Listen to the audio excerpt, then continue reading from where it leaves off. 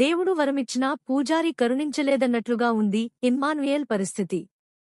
పాపం first week captaincy టాస్క్లో సంచాలక్, మర్యాద మనీష్ తప్పిదం వల్ల కెప్టెన్సీ రేసు నుంచి ఇమ్మాన్యుయేల్ తప్పుకోవాల్సి వచ్చింది.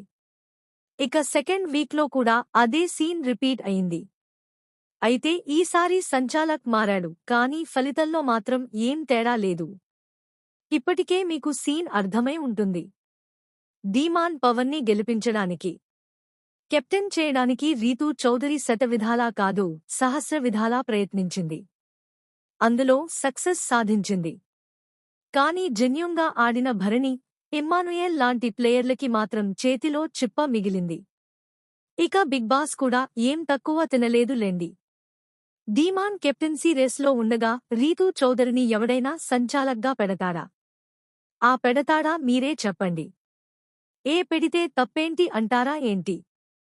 తప్పా తప్పున్నరా? ప్రతిరోజూ హౌస్లో జరుగుతున్న బాగోతం బిగ్ బాస్ కళ్ళకి కనిపించలేదో లేక పిల్లలు ఏదో ముచ్చటపడుతున్నారనుకున్నాడో ఏంటో కాని రీతూ చౌదరి నువ్వు కెప్టెన్ కావాలని ధీమాన్ పవన్ని అడగటం, బిగ్ బాస్ దగ్గరుండి నువ్వే చేయమ్మా వాడ్ని కెప్టెన్ అంటూ రీతూని సంచాలక్గా పెట్టడం, అబ్బో చూస్తున్న ఆడియన్స్ ఎర్రిపప్పలా బాసు.